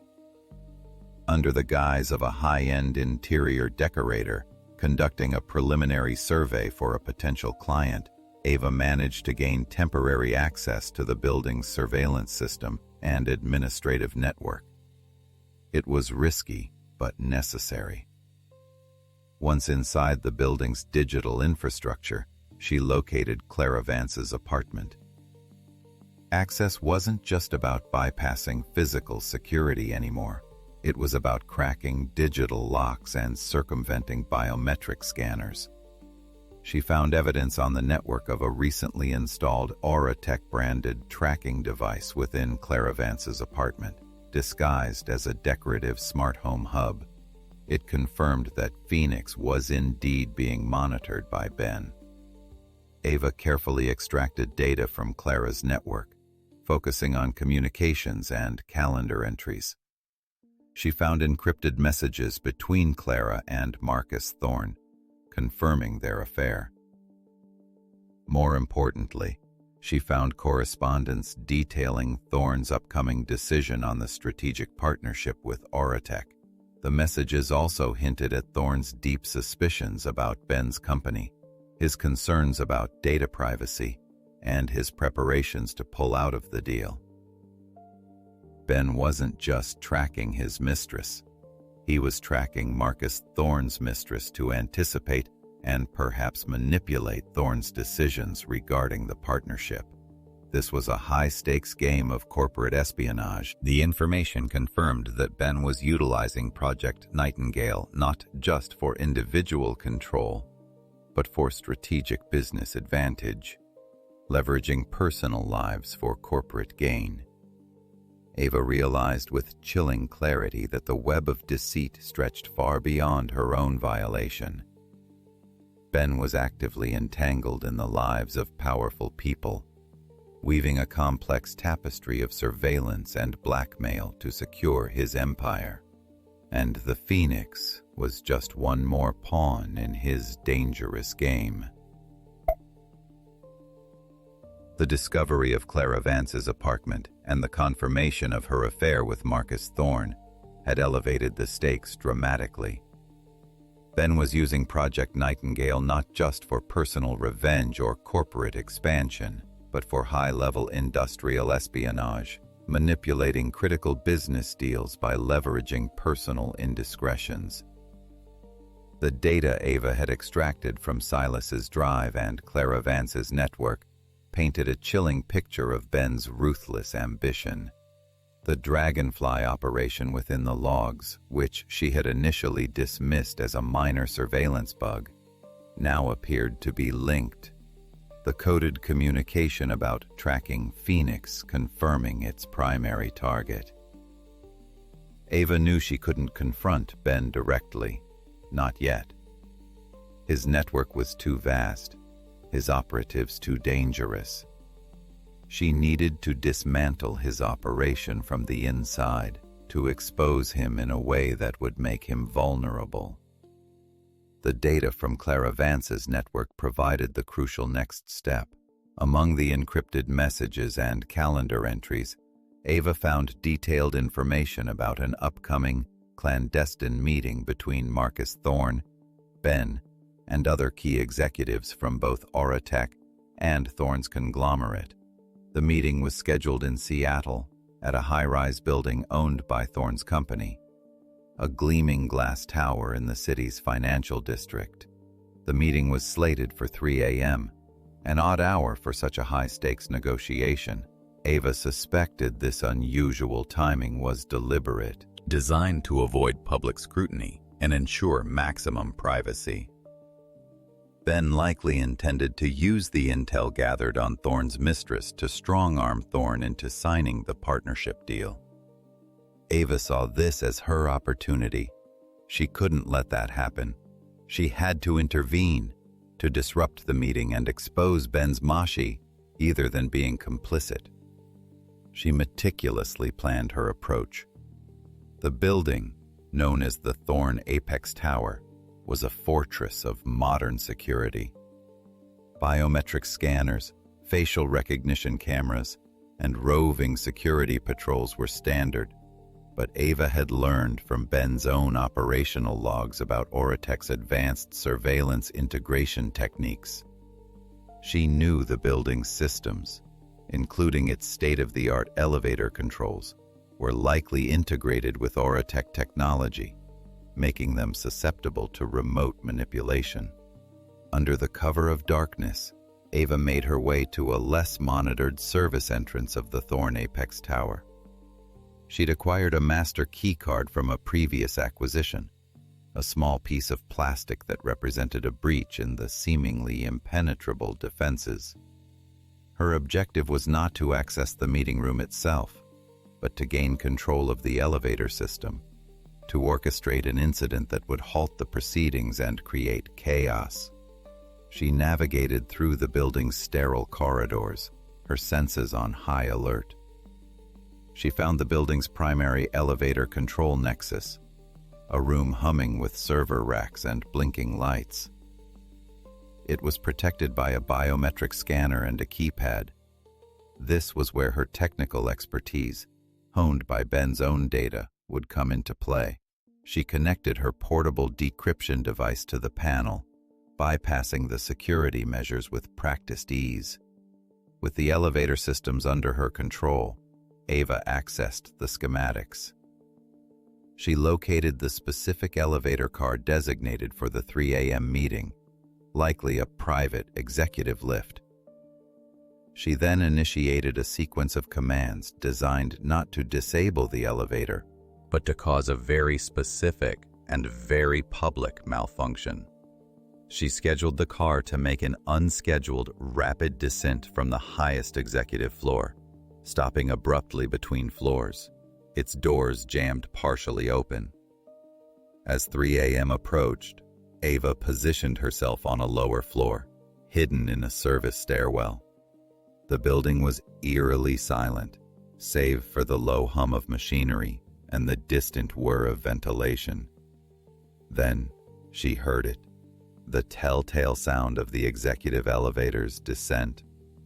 It was faster than usual, a jarring rush of air and accelerating metal. From her vantage point, she could see the indicator lights on the floor panel above her begin to flash erratically. The elevator dropped, then shuddered violently, coming to a sudden, jarring stop. A moment of stunned silence followed, broken only by the groaning of metal and the faint beeping of an alarm. Then, muffled shouts erupted from above. The elevator doors, on the floor directly above Ava's position, were stuck partially ajar, revealing the illuminated but immobile interior of the executive lift. Marcus Thorne, Ben, and the other executives were trapped. Ava's plan was working. The meeting was disrupted, the illusion of privacy shattered. She knew this wouldn't be the end of it, but it was a significant blow. The premature evacuation of the meeting, the public knowledge of an unprecedented elevator malfunction in Thorne's own building, would raise serious questions, especially given Thorne's recent suspicions about Oratech. She had effectively forced Ben's hand, disrupting his attempt to secure the partnership through blackmail. The controlled chaos she had unleashed was the first step in unraveling his carefully constructed empire. Barrett teaching AM elevator drop had sent shockwaves through the Thorne Apex Tower, effectively scuttling Ben's underhanded attempt to strong-arm Marcus Thorne into the strategic partnership. The executives were safely evacuated, shaken and disoriented, but the aura of secrecy surrounding the clandestine meeting had been irrevocably shattered. Marcus Thorne, furious and suspicious, would now be even more wary of Ben and Oratech. Ava, watching from her discreet vantage point, felt a grim satisfaction. She had forced a reckoning, but the war was far from over. She knew Ben would retaliate. He operated on instinct, on damage control, and on eliminating threats. The elevator incident, orchestrated by Ava, would be perceived as a direct attack. He would likely dispatch his most capable operatives to neutralize the source of the disruption. Silas, despite his temporary incapacitation, would be high on the list of those he'd consider for this task. He needed someone who could circumvent physical security and engage directly with the technology. Ava decided to preempt Ben's move. She couldn't wait for him to come to her. She had to strike at the heart of his operation, at the very core of his technological control. Her focus shifted to Oratech's primary data center, located in a discreet, heavily fortified building on the outskirts of Seattle, a hub for Project Nightingale's operations. Accessing it would be her most challenging endeavor yet, requiring a combination of technical prowess and sheer audacity. She retrieved more detailed schematics of the data center from Ben's backup drive, information that detailed its physical and digital security protocols. The facility boasted multiple layers of biometric authentication, including palm vein scanners, retinal scanners, and fingerprint readers, all integrated into a centralized access control system. The primary login for critical systems was a unique, multi-factor biometric authentication that required a live scan of an individual's palm. It was designed to be virtually impossible to bypass without the genuine biological data. Ben's logs mentioned a failsafe for this system, a contingency protocol activated by a severed handprint login, a grim method designed to grant access in extreme circumstances where the authorized individual was incapacitated or unavailable. It involved a physical imprint of the authorized user's palm, combined with a specific override code. Ava knew this sounded horrific, but she also knew how Ben operated. If he had developed such a protocol, he would have a sample of the required biological data stored securely. The question was, where? Her investigation led her to a secondary, highly secured vault within Ben's hidden room, a place he rarely accessed. It was a true vault, with a reinforced steel door and its own independent security system. She managed to bypass its external locks, but the internal biometric scanner, requiring Ben's palm print, was a formidable barrier. This was it, the place where Ben kept his most sensitive and likely most incriminating materials. Ava knew she couldn't replicate Ben's palm print, but she also knew Ben's arrogance. He would likely store the necessary biological data digitally, perhaps in a highly encrypted format. She spent hours meticulously searching the vault's internal network, bypassing firewalls and decryption layers. Finally, nestled within a subdirectory labeled Executive Contingencies, she found it. a highly compressed encrypted file containing high-resolution scans of Ben's palm, complete with embedded biometric markers and proximity readings. She downloaded the file, her heart pounding. Now came the truly gruesome part. She recalled a mention in Silas's logs of Oratech's ability to synthesize biological samples for testing purposes within their labs. She knew Ben's company maintained a secondary, less secure satellite lab facility on Mercer Island, a place discreetly used for synthesizing materials and conducting specialized experiments that couldn't be done at the main R&D center. Under the cover of late evening, Ava infiltrated the Mercer Island lab. The facility was sparsely populated. Its security focused on preventing external breaches rather than internal espionage. She located the synthesis department and, using a combination of technical exploits and crude but effective manipulation, managed to synthesize a near-perfect replica of Ben's palm print from the digital data. It was a terrifyingly accurate yet ghastly prosthetic. Returning to Oratech's main data center, Ava approached the primary login terminal. The palm vein scanner glowed, ready to receive an imprint. She held her breath, positioning the synthesized palm. The scanner whirred, analyzing the contours. For a heart-stopping moment, nothing happened. Then, a green light flashed. A synthesized but perfect match. The severed handprint login protocol was indeed active, and Ava, using the horrifying legacy of Ben's own contingency, had just bypassed the most secure entry point. The door to Ben's digital kingdom had just been cracked open. The bypassed biometric lock at the Oratech data center was a significant victory, a testament to Ava's escalating capabilities.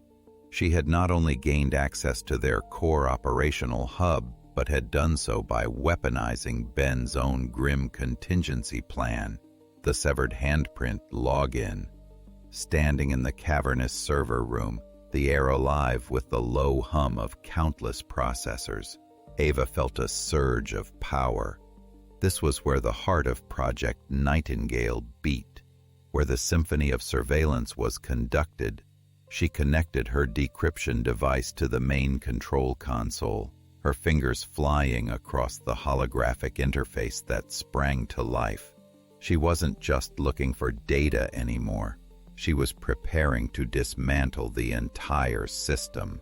Her primary objective was to initiate a complete data purge, wiping all incriminating records of Project Nightingale, its implants, and its victims. But she also needed to ensure Ben couldn't simply rebuild it, couldn't escape accountability. The data center held not just passive logs but active control modules for the implanted chips. Ava discovered the ability to remotely trigger a cascading system failure, a widespread malfunction protocol that would disable every single implanted chip simultaneously, rendering Oratech's entire surveillance network useless. It was a digital wildfire designed to burn through Ben's infrastructure. As Ava navigated the complex control matrices, she initiated the data purge. Files began to vanish, digital ghosts dissolving into the ether. Simultaneously, she began to seed the system with a subtle but irreversible logic bomb designed to overload critical processors and initiate widespread system failures in any rebuild attempt. She was systematically dismantling Ben's life's work from the inside out. Suddenly, the room's emergency lights flickered on, casting an ominous red glow. The low hum of the servers shifted, becoming erratic, strained. Alarms blared, a jarring cacophony filling the once silent space. Ben's security team hadn't remained passive. Ava's intrusion, even with the bypassed biometric lock, had triggered an immediate, high-level response. She heard the distant thud of boots on metal walkways, the shouts of security personnel converging on her position. She worked faster, her movements a blur. The data purge was nearing completion, but the system failure protocols were vital for maximum impact. Just as she was about to initiate the final cascade, the main server room doors burst open. A squad of heavily armed Auratech security guards stormed in, their weapons trained on Ava. Ava didn't flinch. She stood her ground, her hand hovering over the final command sequence. "You're too late," she stated, her voice calm in the chaos. "It's already started." Before the guards could react, Ava slammed her palm down on the emergency input panel. A deafening roar erupted from the server racks. Sparks flew, circuits overloaded, and a thick, acrid smoke began to billow into the air. The entire data center was going critical. The cascade failure was irreversible. Ava made her escape through a secondary service tunnel, the sounds of chaos and destruction receding behind her. She watched the Auratech data center from a distance as the first tendrils of smoke began to curl from its ventilation shafts. Within minutes, flames erupted through the windows of the glass tower, hungry tongues of fire licking hungrily at the night sky. The heart of Project Nightingale was being consumed, a raging inferno consuming years of violation and deceit. Ben would lose everything: his data, his control, his carefully constructed empire. The fires in the glass tower were not just the destruction of a building. They were the pyre of his ambition, the end of his reign of terror. But as Ava watched the flames, a grim realization settled upon her. Ben was a survivor. He would not go down without trying to escape, without attempting to salvage something or someone from the wreckage. The battle was won, but the war against him was not yet over. The ghost in the surveillance grid was about to become a phantom, and the hunt would continue. Distressed, the inferno consuming the Auratech data center was a spectacle of destruction, a blazing testament to Ava's calculated retribution. The fires raged, devouring servers, wiping data, and obliterating the physical infrastructure that underpinned Ben's invasive surveillance network. Ava watched from a distance, a grim satisfaction settling within her, but also a keen awareness that Ben was like a cockroach, tenacious and hard to exterminate. He would not simply disappear. He would adapt, he would scatter, and he would likely try to escape. She knew Ben wouldn't be at the data center during such a catastrophic event.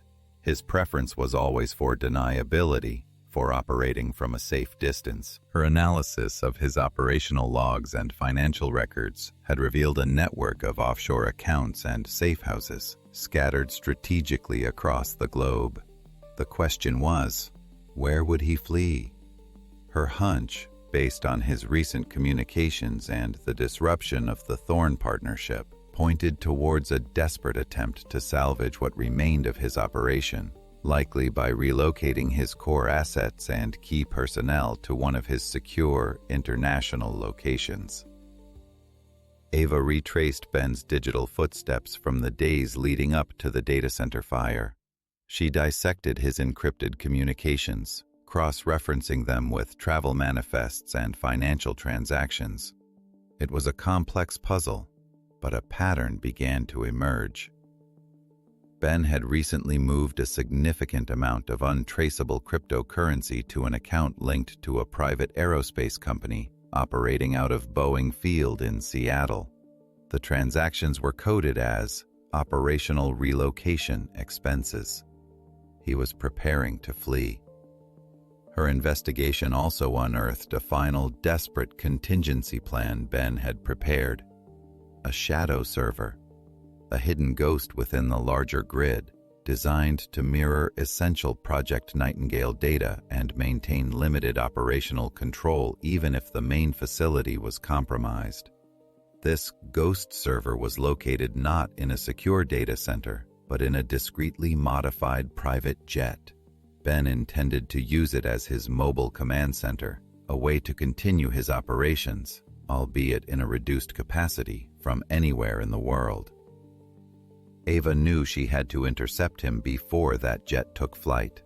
Time was of the essence. She contacted Dr. Thorne, her voice urgent, explaining Ben's imminent escape and the critical nature of the ghost server. Dr. Thorne, though initially hesitant about Ava's increasingly violent methods, understood the imminent danger of Ben operating freely with such technology. He agreed to help, leveraging his contacts within the aviation and security sectors to gather intel on private flight departures. The information came quickly. Ben's modified Gulfstream jet was scheduled for an unscheduled departure from Boeing Field within the next few hours. Destination unknown. Ava raced to the airfield, her mind a whirlwind of strategic calculations. She acquired a temporary access pass to the private aviation sector, a risky maneuver that relied on misinformation and a dash of journalistic bravura. She arrived at Boeing Field just as Ben's jet was being prepped for takeoff. She could see him through the tinted windows of the terminal, overseeing the final checks, his face a mask of cold determination. He was a ghost already, preparing to vanish from the surveillance grid he had so meticulously constructed. Ava knew a direct confrontation on the tarmac was probably suicide. Instead, she focused on the jet itself. She had acquired a specialized, highly localized EMP device, far more powerful than the one she used on Silas. Its purpose, to disable the jet's sophisticated avionics and its onboard ghost server, rendering it grounded and Ben's escape impossible. She moved swiftly, blending with the ground crew, her movements precise and urgent. She found a precarious position near the jet's engine, close enough to maximize the EMP's effect. The device was armed, its timer set. As Ben's jet began to taxi, Ava activated the EMP. The world around her momentarily flickered. The jet's engine sputtered, its lights died, and a sudden, profound silence descended. The pilot's frantic voices crackled over the airfield's radio, announcing a critical avionics failure, an inexplicable shutdown. The jet coasted to a halt on the runway, a grounded metal bird, its escape thwarted. Ben emerged from the jet's cabin, his expression a mixture of disbelief and fury. Ava watched him, standing resolute in the shadows of the airfield. He was trapped. His escape route was severed, his ghost server silenced. He was no longer a ghost in the surveillance grid, but a cornered man. The investigation had ended. The retribution, however, was just beginning. Make sure to subscribe and hit that notification bell so you never miss a new story from us. We'll see you in the next one.